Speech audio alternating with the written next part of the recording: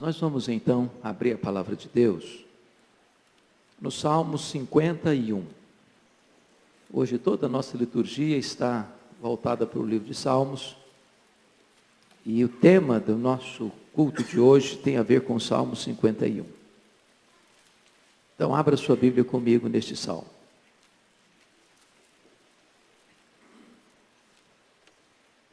Esse é um Salmo de Davi, é a expressão da sua confissão e do seu arrependimento, mormente diante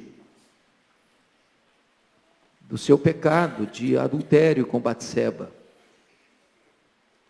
E ele diz assim: compadece-te de mim, ó Deus, segundo a tua benignidade, e segundo a multidão das tuas misericórdias, apaga as minhas transgressões. Lava-me completamente da minha iniquidade e purifica-me do meu pecado.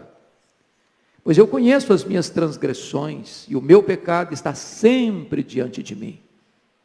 Pequei contra ti somente, e fiz o que é mal perante os teus olhos, de maneira que serás tido por justo no teu falar e puro no teu julgar.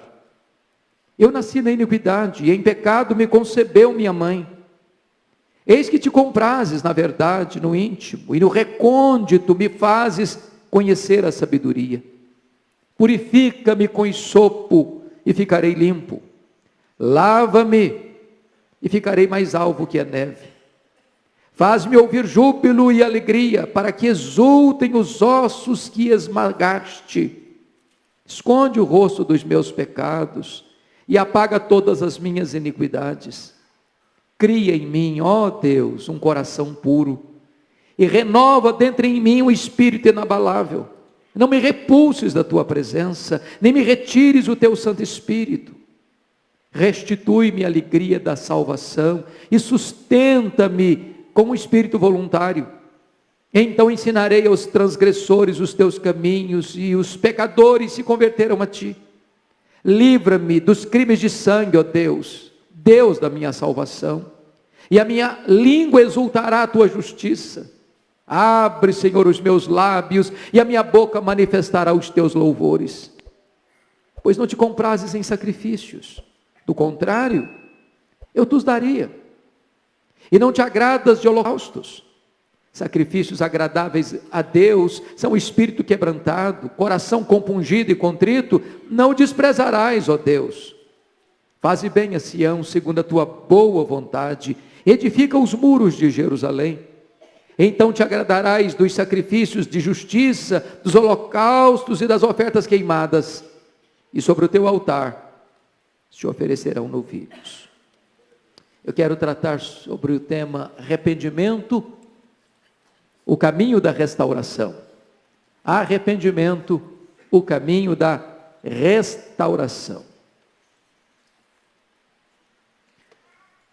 Diz os entendidos que os homens gostam de olhar e as mulheres gostam de ser olhadas. Porque uma mulher estava se banhando de janela aberta, e porque um homem estava olhando para uma janela aberta, uma tragédia aconteceu.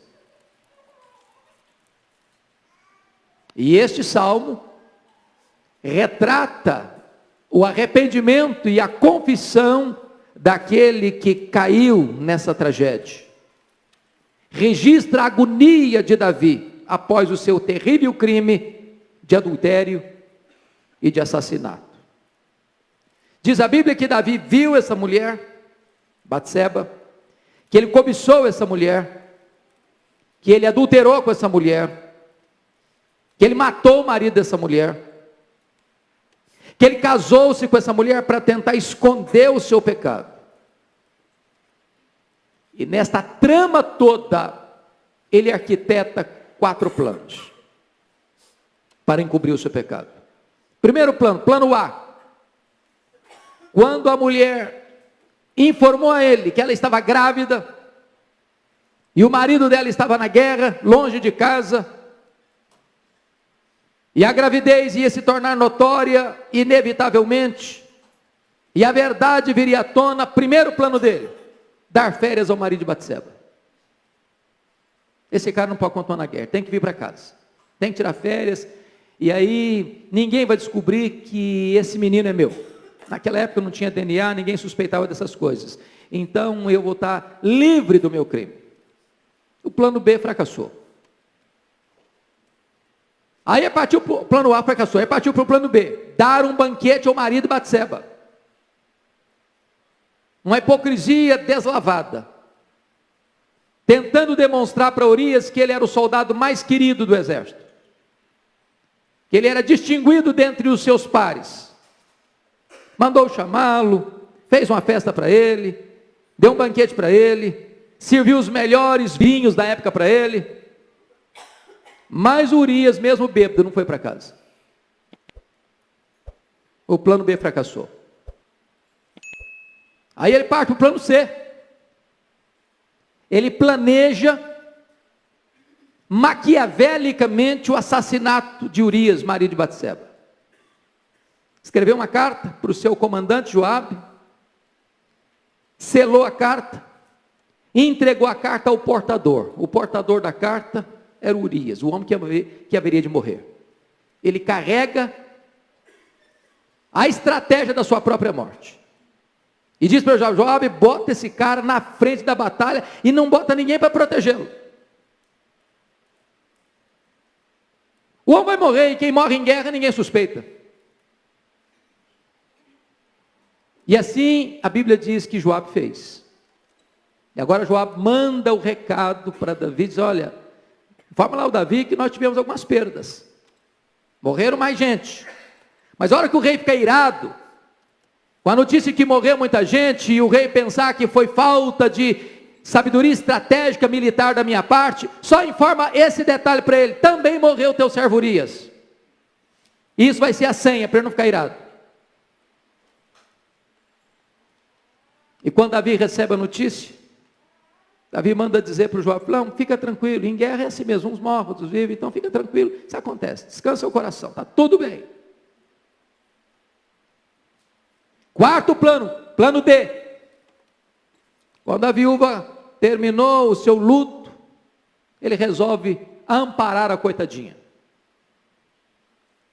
E resolve casar com ela. E assim, tudo estava meticulosamente planejado para que ninguém descobrisse o adultério dele, para ninguém descobrir o assassinato dele, para ninguém descobrir que o menino que haveria de nascer era filho dele. Tudo parecia perfeito. Todas as provas do seu crime foram aparentemente destruídas. Só uma coisa Davi não contava. Diz 2 Samuel 11, 27. Porém, esta coisa que Davi fez pareceu mal aos olhos do Senhor. Essa é a tragédia do pecado. Porque se ninguém vê, Deus viu. E ainda que todos não vejam, se Deus viu, então aquele que encobre o seu pecado não prospera.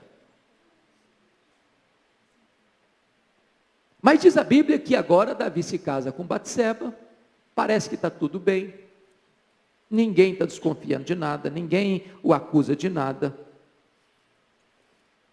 Mas diz a Escritura que a partir daí a mão de Deus começa a pesar sobre ele. A alegria dele foi embora. O vigor dele se tornou em sequidão de estio. Uma tristeza mortal tomou conta dele.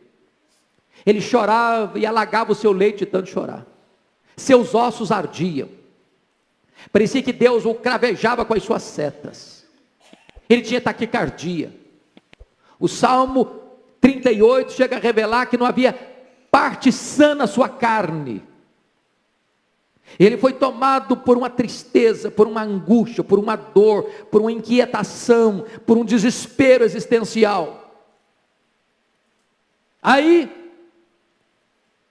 enquanto ele estava escondendo o seu pecado, Deus manda ao palácio o profeta Natã. E Natã era um comunicador extraordinário. Natan não começa botando o dedo em riste, acusando o rei de algum pecado. Natan começa contando uma história, contando uma parábola. E Natan disse: olha, rei, deixa eu contar uma historinha para você. Havia numa cidade aqui 2 homens, um rico e um pobre. O rico tinha muitas reses, tinha muitas ovelhas, tinha muito gado. E tinha um pobre que morava também na cidade, que só tinha uma ovelhinha. Essa ovelhinha era tudo para a família. Vivia dentro de casa, comia do seu prato, bebia da sua fonte, vivia no colo desse pobre, era a alegria da casa, era o sustento da casa. E esse homem rico um dia recebe uma visita importante. E esse homem rico resolve fazer um jantar para esse homem que visitava a sua família. E em vez desse rico ir lá no seu rebanho e matar uma das suas reses, uma das suas ovelhas, para preparar uma refeição para o visitante, ele foi lá na casa do pobre, pegou a única ovelhinha que esse pobre tinha, e sacrificou a ovelhinha, e matou a ovelhinha para preparar uma refeição para o seu convidado. E diz a Bíblia que Davi se enrubesce, cheio de ira e de justiça, diz: esse homem deve morrer, e deve ainda pagar 4 vezes mais pela ovelha que ele pegou, que ele matou. Nesse momento diz a Bíblia que Natan bota o dedo no nariz dele e diz: tu és o homem, Davi, tu és o homem.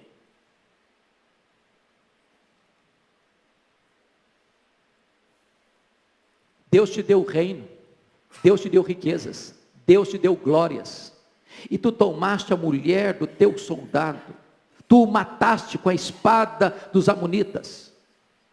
E diz a Escritura que Davi então toma uma decisão: pequei contra Deus, pequei contra Deus. Ele começa a perceber que o pecado tinha vindo à tona, e ele não tinha para onde mais fugir, e ele não tenta escapar por mecanismos de fuga da sua consciência. Ele reconhece o seu erro e diz: pequei contra o Senhor. E esse salmo então é a expressão dessa confissão. Então chama a sua atenção para algumas lições. Primeira, a absoluta necessidade do arrependimento. Diz a Escritura que enquanto Davi calou o seu pecado, os seus ossos secaram, sua alegria, a alegria da salvação foi embora, porque a mão de Deus pesava sobre ele. Isso significa o seguinte, meu irmão, minha irmã: não há cura para a nossa alma, não há alegria para o nosso coração, não há restauração para a nossa vida enquanto não houver arrependimento. O primeiro passo então que eu chamo a sua atenção da restauração é o reconhecimento do pecado.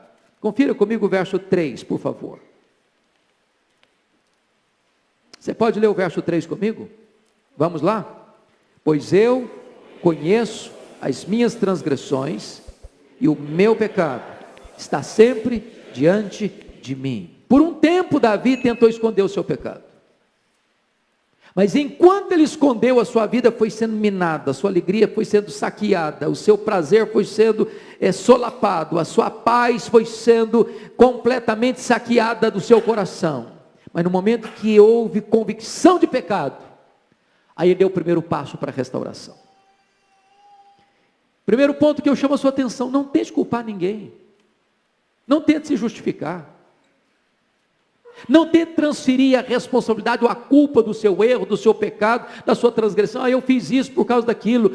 Eu tive essa atitude porque a outra pessoa teve outra atitude. Se aquela mulher não tivesse com a porta aberta lá, da janela aberta, eu não teria olhado para ela. E se ela tivesse fechado a porta, eu não teria pecado. Não joga a culpa em ninguém. Assuma o seu erro, assuma o seu pecado, assuma a sua responsabilidade.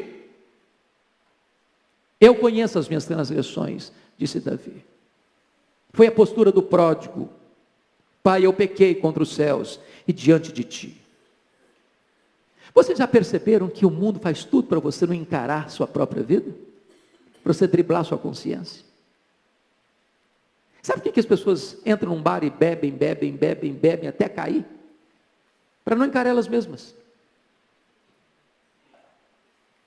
As pessoas não querem encarar elas mesmas.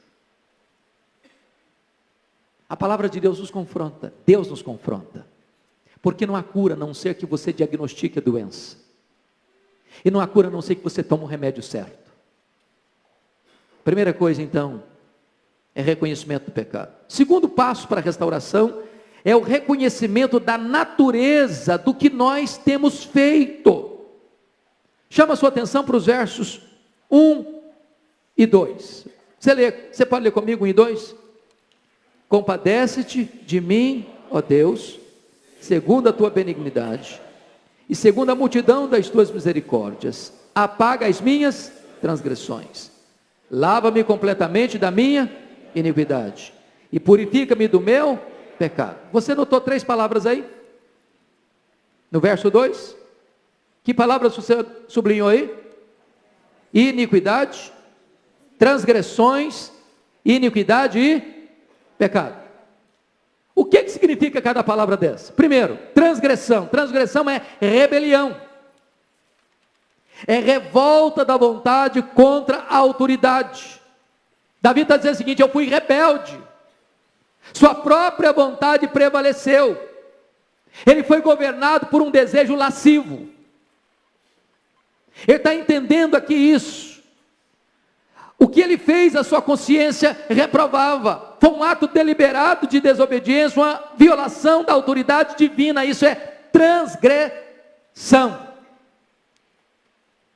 Não foi um cochilo, apenas momentâneo. Foi um ato deliberado da vontade. Foi um ato de rebeldia. Foi um ato de transgressão de um princípio, de uma norma que ele aceitava para ele mesmo. Segundo, eu chamo pecado aqui de iniquidade. O que é iniquidade? Perversão, algo sujo, indigno, vergonhoso. E depois ele diz, pecado. O que é pecado? É errar o alvo. É você não ser aquilo que Deus quer que você seja. É você não viver do jeito que Deus quer que você viva. É não andar pelo caminho que Deus quer que você anda. É não pensar o que Deus quer que você pensa. É não desejar o que Deus quer que você deseje. É não escolher o que Deus quer que você escolha. A não ser que você entenda o que é pecado, a natureza daquilo que nós fazemos, não há possibilidade de restauração para nós. Terceiro passo da restauração é confessar que tudo isso é feito contra Deus e diante de Deus. Você pode ler o verso 4 comigo agora? Vamos juntos? Pequei contra ti somente, e fiz o que é mal perante os teus olhos, de maneira que serás tido por justo no teu falar, puro no teu julgar. Aí você pergunta, mas contra quem Davi pecou afinal? Primeiro, pecou contra Batseba. Ele mandou chamar a mulher na casa dela. É bem verdade que ela quis ir. É bem verdade que ela entrou no processo. Mas a decisão foi dele. Segundo, ele pecou contra Urias. Duplamente. Tomou a mulher dele, adulterou com a mulher dele, tomou a mulher dele e o matou. Contra quem mais ele pecou? Contra a família dele. Contra a família dele. Contra mais quem ele pecou? Contra a nação inteira. Contra quem mais ele pecou? Pecou contra aqueles homens que morreram lá no fronte da batalha, apenas para criar um álibi para a morte de Urias. Mas na hora que ele vai confessar, ele diz assim, contra ti somente eu pequei. Sabe por quê? Porque não importa a natureza do pecado que você comete, seja um pensamento sujo, seja pornografia, seja uma desonestidade, seja uma mentira, seja um roubo, seja uma vaidade, seja uma soberba, seja uma palavra destemperada, isso ofende a Deus, porque quando você machuca alguém criado à imagem e semelhança de Deus, você está ofendendo o próprio Criador. Você está atingindo a própria criação de Deus, você está interferindo na própria providência de Deus, e Deus vela por aqueles que são seus, e quando você fere alguém de Deus, você está ferindo o próprio coração de Deus. Por isso ele diz, contra ti somente eu pequei. Agora notem uma coisa importante, quarto passo da restauração, é o reconhecimento de que nós não temos nenhuma desculpa e nenhum direito diante de Deus. Volte os seus olhos comigo para o verso 4, a parte B. De maneira que serás tido por justo no teu falar e puro no teu julgar. Sabe o que ele está dizendo? Deus, eu não chego aqui com desculpas, eu não chego aqui achando que eu mereço alguma coisa. Deus, mas o senhor tem, é o seguinte, esse deslize aqui, mas o senhor tem que lembrar também que eu fiz tanta coisa boa, e a Deus eu tenho crédito aí com o senhor, então vamos botar isso na balança, porque no final das contas eu vou ter até ainda mais crédito para reivindicar. Então o senhor não leva em conta o que eu estou fazendo não, porque eu sou um cara legal, sou um cara bom, eu sou uma pessoa maravilhosa, o senhor sabe disso, as virtudes que eu tenho, o senhor sabe como eu sou um cara sério, um cara honesto, um cara sincero, o senhor sabe que nas outras áreas da vida eu sou um adorador, eu até componho músicas para adoração do teu nome, eu até lidero o teu povo na adoração, eu sou uma bênção, Deus.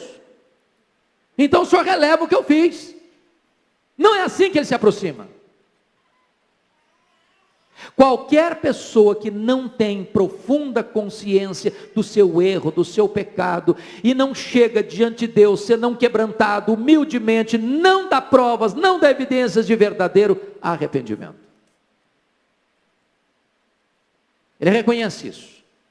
Ele não tem desculpas, ele não faz exigências, ele não tem defesa, ele não tem direito a reivindicar. O seu pecado foi resultado da sua teimosia, ele está totalmente errado, ele não tem nada a pleitear a seu favor. O que ele faz é exatamente o que o publicano fez, ele bate no peito e diz: "Sê propício a mim, pecador".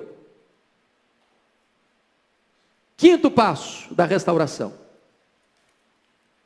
é reconhecer que a sua natureza é essencialmente má. Você pode ler o verso 5 comigo agora? Vamos juntos? Eu nasci na iniquidade, e em pecado me concebeu minha mãe. Davi está diametralmente oposto ao pensamento de John Jacques Rousseau. O homem é essencialmente bom. Ele diz: o homem é essencialmente mau. Ele está frontalmente contrário ao pensamento de John Locke, que o homem é uma tábua rasa, o homem é uma folha em branco, o homem é produto do meio. Davi diz: não, o homem não é produto do meio, o meio é produto do homem. Davi não caiu porque a porta do quarto da Batseba estava aberta, ou a janela estava aberta. Ele não caiu porque a Batseba era uma mulher bonita e atraente. Ele não caiu porque, na verdade, aquela mulher era muito sedutora. Ele reconhece que a causa do fracasso dele não está fora dele, a causa do fracasso dele está dentro dele, é o seu coração. Porque enquanto nós ficarmos criando justificativos, não, eu caí porque também o apelo foi irresistível. Desse jeito qualquer um cai. É a história do José no Egito. A mulher falou com ele um dia, falou outro dia, falou terceiro dia, falou outro dia, falou mais outra vez, falou na semana que vem, falou no outro mês, talvez no outro ano, todo dia, todo dia, todo dia, todo dia, e a mulher não apenas se contentou em falar, ela agarrou José. Talvez se fosse hoje o cara disse: não, mas aí é uma questão de honra. Ué, porque se eu fugir agora vai pensar que eu sou outra coisa. Eu tenho que provar que eu sou másculo. Davi, ou melhor, José preferiu ser acusado de um crime aos olhos dos homens do que pecar secretamente diante de Deus. A causa do nosso pecado está dentro de nós mesmos. Preste bem atenção nisso, irmãos, isso é tão importante entender. Sabe o que significa isso? Eu sou o meu maior problema. O problema é que eu sou corrompido, meu coração é uma fábrica de iniquidade, é de dentro de mim que procedem os maus desígnios, não é o mundo, é o meu coração, não é a pornografia, é o meu coração lascivo, não é a guerra, é o meu coração iracundo. Aqui dentro de mim está a potencialidade de todos os meus fracassos.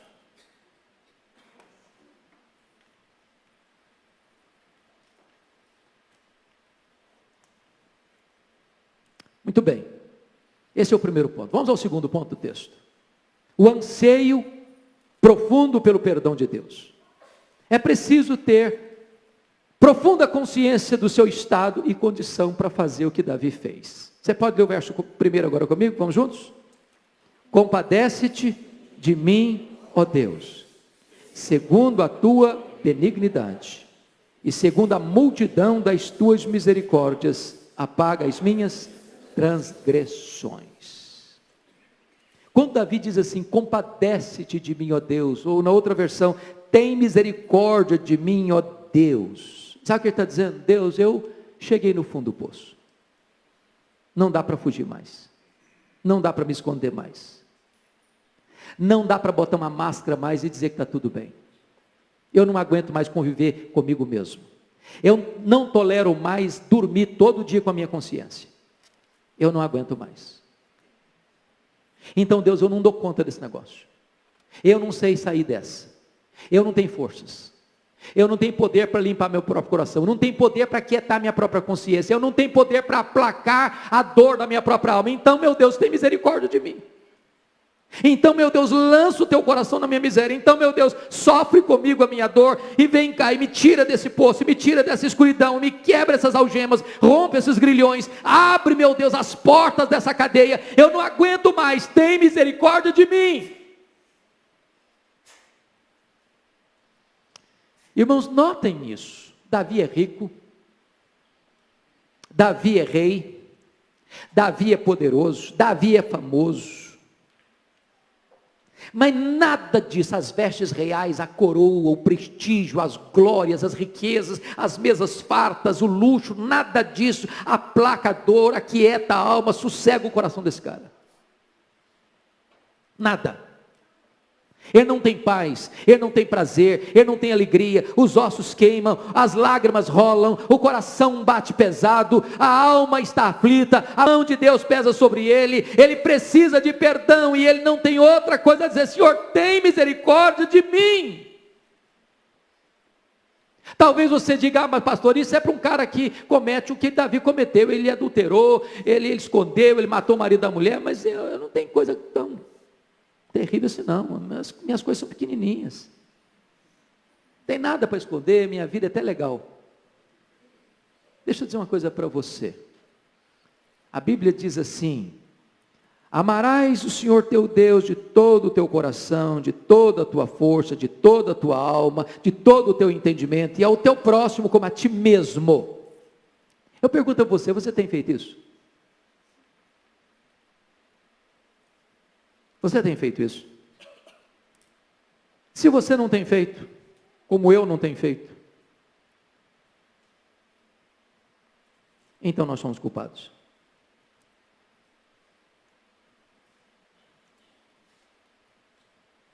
Amar a Deus de toda a tua alma, de toda a tua força, de todo o teu entendimento, de todo o teu conhecimento, com tudo que você tem, com tudo que você é, e você amar o seu próximo, você mesmo. Esse é o grande mandamento, essa é a essência da lei de Deus. Sabe o que é pecado? É errar o alvo. E qual é o alvo da nossa vida? Viver para a glória de Deus. E se eu não vivo para a glória de Deus, eu estou errando o alvo, eu estou pecando, eu careço da misericórdia de Deus. Então, por mais virtuoso que você seja nesta noite, por mais benemérito que você seja nesta noite, por mais perto de Deus que você pensa que você anda nesta noite, por mais extraordinária que seja a sua experiência, por mais poderoso que seja o seu testemunho nesta noite, todos nós estamos debaixo da autoridade desse texto e precisamos clamar: tem misericórdia de mim, ó Deus.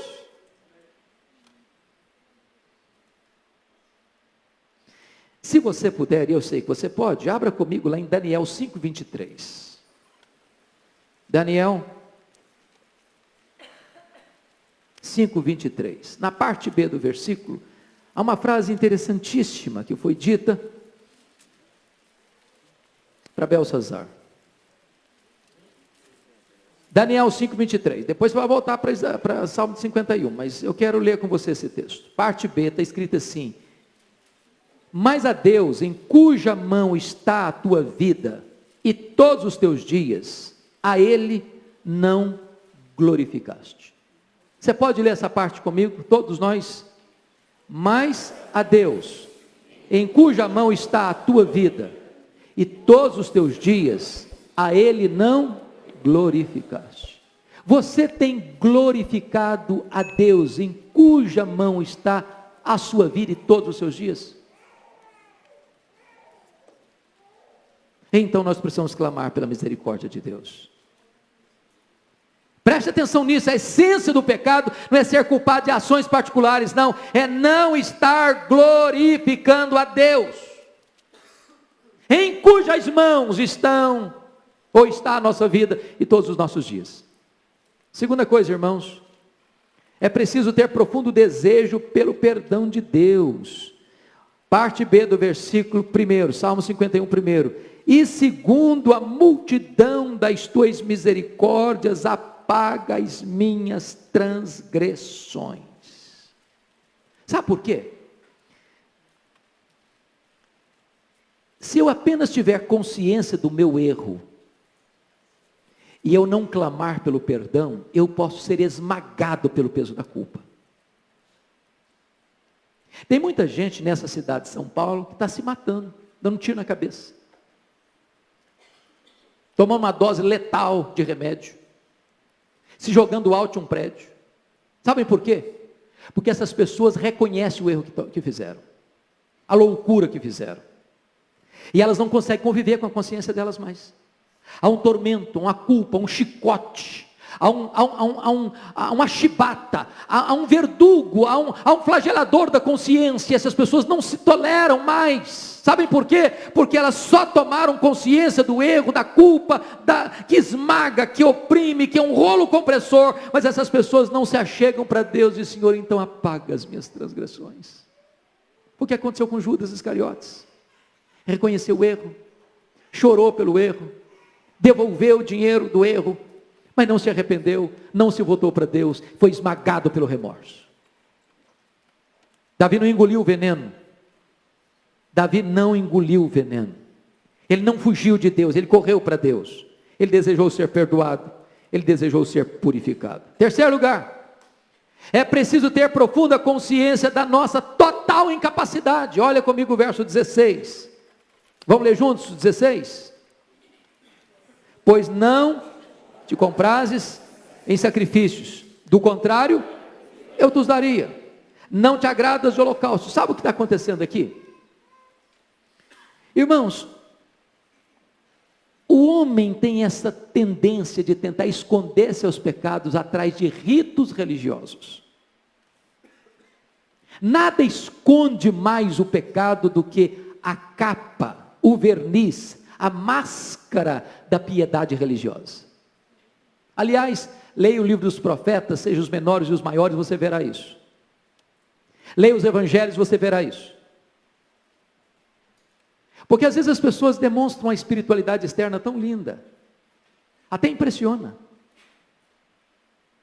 até arranca aplausos dos homens, mas por trás de todos esses rituais, de todas essas cerimônias, de toda essa espiritualidade, isso não passa de um verniz que esconde por trás um coração carcomido pelo cupim da culpa e do pecado.